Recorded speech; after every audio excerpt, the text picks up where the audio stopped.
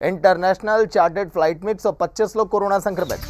बताया जा रहा है कि इनमें से 170 लोग सवार थे इस फ्लाइट में और सभी लोगों को अमृतसर में क्वारंटीन किया गया है। अमृतसर एयरपोर्ट डायरेक्टर वीके जेट के हवाले से जानकारी दी गई। पहले कहा जा रहा था कि यह फ्लाइट एयर इंडिया की, हालांकि एयर इंडिया ने इसका खंडन करते हुए कहा कि अभी रोम से एयर इंडिया की कोई फ्लाइट भारत नहीं आती। तो पंजाब के अमृतसर में कोरोना विस्फोट, 125 लोग कोरोना संक्रमित मिले हैं, फ्लाइट से आए हुए हैं। तो सोचिए आप क्या हाल होगा देश का अगर इस तरह से लोग लगातार बीमार अगर पाए जाएंगे, कोरोना की चपेट में आएंगे। संजय सिंह फोन लाइन पर पूरी जानकारी के साथ। संजय, एक बड़ा कोरोना विस्फोट देखिए और ये लापरवाही किसकी यहाँ पर?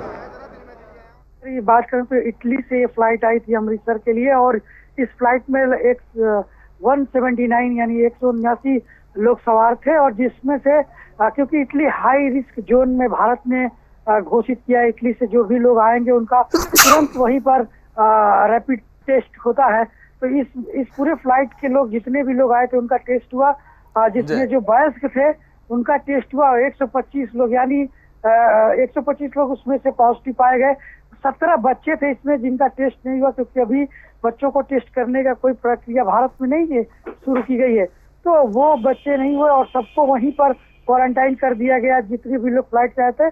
तो आप समझिए कि बाहर से आने वाली फ्लाइटों के मतलब कि संजय जी देखिए, जो शुरुआती दौर में कहा जा रहा था कि विदेशी फ्लाइटों पर आप रोक लगाइए नहीं तो बड़ी दिक्कत हो जाएगी, और देखिए सामने तस्वीरें आ पड़ी हैं अब। जी देखिए, क्योंकि अगर आप ब्रिटेन की बात करें, फ्रांस की बात करें, अमेरिका की बात करें, तो अगर पिछले 2 दिनों की बात करें तो अमेरिका में 1 मिलियन लगभग 10 लाख लोग 24 घंटे के अंदर पॉजिटिव आए थे और 2 लाख के करीब फ्रांस में, इतने ही 2 लाख के करीब ब्रिटेन में आए थे। मतलब अगर आप यूरोप की बात करें तो वहां पर जो पॉजिटिव रेट है वो बहुत ही हाई है और यही कारण है कि वहां से आने वाले लोगों को आपको अब क्वारंटाइन करना पड़ेगा। जिस तरीके से लगातार इन सब प्रक्रियाओं में सरकार ने ढील दिया था कुछ दिनों से, वो अब फिर से आपको कड़ा करना पड़ेगा।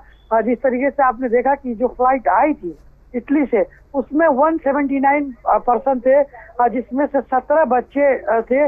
उनको अगर निकाल दिया जाए तो 150 के करीब लोग थे और उसमें से 125 पॉजिटिव पाए गए हैं। तो ये दर्शाता है कि यूरोप या जो भी कंट्रीज हैं उन साउथ अमेरिका या अमेरिका की बात करें, वहां से आने वाले लोगों में कोरोना पॉजिटिव होने के चांसेस बहुत ज्यादा है, क्योंकि बहुत ही तेजी से ओमिक्रॉन हो या फिर कोरोना के दूसरे वेरिएंट हो, वो यूरोप में बहुत तेजी से फैल रहा है। और पर डे की अगर आप केसेस की बात करें तो वहां पर 2 से 2.5 लाख के करीब सिर्फ फ्रांस और ब्रिटेन में आ रहे थे। ये दर्शाता है कि जो केस है वो कितनी तेजी से बढ़ रहा है। चलिए, बहुत बहुत शुक्रिया संजय पूरी जानकारी के लिए। अब पंजाब सरकार ने गुरुवार की सुबह 8 बजे कैबिनेट की मीटिंग बुला ली। इससे पहले कैबिनेट की बैठक बुधवार की देर शाम होनी थी, लेकिन पीएम मोदी की सुरक्षा में हुई चूक पर मचे बवाल के बाद बैठक को स्थगित कर दिया गया। गुरुवार को ही बैठक में कई अहम फैसले लिए गए, जिसमें बुजुर्ग, विधवाओं, निराश्रित महिलाओं, दिव्यांगों और आश्रित बच्चों को 1500 रुपये पेंशन के अलावा वन टाइम 1000 रुपये देने के लिए फैसले को मंजूरी दी गई। पीटीआई के 2000 पदों पर भर्ती को मंजूरी दी गई। कैबिनेट ने प्रस्तावित पंजाब राज्य अनुसूचित जातियों का विकास और कल्याण अबंध अध्यादेश 2022 की रूपरेखा को मंजूरी दी। साथ ही पंजीकृत निर्माण कामगारों को अंतरिम राहत के तौर पर प्रति कामगार 3-3 हजार रुपये देने के प्रस्ताव को भी मंजूरी दी है। तो चलिए, एक बड़ी खबर आ रही है। पंजाब में चुनावी कार्यक्रम का ऐलान जल्द हो सकता है। सूत्रों के मुताबिक पंजाब चुनाव 3 चरण में हो सकते हैं। कोरोना और उसके नए वेरिएंट ओमिक्रॉन संक्रमण पर स्वास्थ्य मंत्रालय से आज इनपुट मिलने के बाद निर्वाचन आयोग किसी भी समय 5 राज्यों में चुनावी कार्यक्रम का ऐलान कर सकता है। कल या फिर आने वाले कुछ दिनों के भीतर चुनाव की तारीखों का ऐलान लगभग संभव है। ओमिक्रॉन के साए में क्या चुनाव संभव है? ऐसे में निर्वाचन आयोग ये करेगा बड़ा फैसला।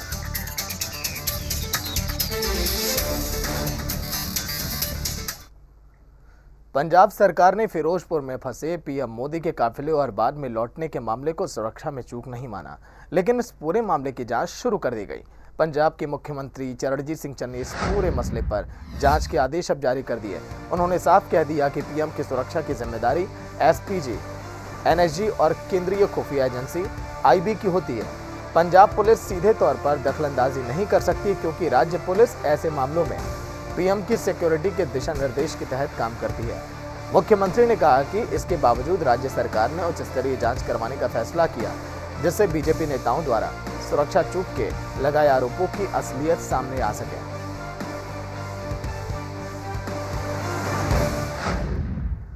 वहीं पीएम मोदी की सुरक्षा चूक पर सीएम चरणजीत सिंह चन्नी ने कहा कि पीएम पर कोई हमला नहीं हुआ था, उनकी सुरक्षा में कोई भी चूक नहीं हुई थी, इसलिए किसी ऑफिसर पर कोई कार्रवाई नहीं की गई। उन्होंने कहा कि शांतिपूर्ण प्रदर्शनकारियों पर मैं लाठी गोली नहीं चला सकता। सीएम चन्नी ने कहा कि पीएम का सारा कार्यक्रम हवाई मार्ग से था, लेकिन अचानक उनकी सुरक्षा एजेंसियों ने उनके सड़क मार्ग से उन्हें प्रदर्शन किया। रास्ते में कुछ प्रदर्शनकारी आ गए और उन्होंने ट्रैक्टर ट्रॉली लगाकर रोड जाम कर दी। प्रधानमंत्री जी को या उन्होंने अपने तरीके से उनकी टीम ने फैसला वापस जाने के ले लिया, जबकि हेलीकॉप्टर से जा सकते थे, अदर रूट से भी जा सकते थे, लेकिन वो वापस गए हैं। हमें इस चीज़ का खेद है, हमें पीड़ा है। हम अपने प्रधानमंत्री जी को पूरा सत्कार और प्यार देते हैं और देते रहेंगे। बीजेपी के जो नेता प्रेस कॉन्फ्रेंस करके सरकार को या रिलेशन खराब करने की बात कर रहे हैं, ऐसी बात मत करें। ये पॉलिटिक्स नहीं है, हम राजनीति इसी बातों में नहीं करते हैं। अगर प्रधानमंत्री जी हमारे आएंगे तो कुछ देकर ही जाएंगे पंजाब को, और हम चाहते हैं। मेरा लेक्चर तैयार पड़ा था, मैं बीसी पे इंतज़ार कर रहा था उनको बोलने के लिए कि प्रधानमंत्री जी ने आना है। मैंने 100 कुछ सोचा था उनको जी आया कहने के लिए, उनको वेलकम करने के लिए। मैंने 100 कुछ सोचा था उनसे मांगने के लिए पंजाब के लिए। हमारी ऐसी सोच नहीं है। अगर ये कोई बीजेपी का नेता अगर ऐसी बात करता है, ये राजनीति है, राजनीति मत करें। किसान एजिटेशन पे हैं, आज से नहीं है, 1 साल से हैं। किसानों की पंजाब में एक बार फिर से बेअदबी का मामला सामने आया। दरअसल अमृतसर की तहसील अजनाला के भगूपुर गांव स्थित गुरुद्वारा साहिब में बेअदबी के आरोप में सेवादारों ने युवक को पकड़ लिया। घटना की सूचना पुलिस को दी गई। पुलिस ने संदिग्ध को हिरासत में लिया, पूछताछ की, साथ ही आरोपी के खिलाफ जांच भी शुरू कर दी गई। वहीं पूरी घटना सीसीटीवी कैमरे में कैद हो गई। घटना का पता लगते ही सिख जत्थेदार मौके पर पहुंच गए। उन्होंने पुलिस से मांग किया कि आरोपी युवक को उनके हवाले किया जाए।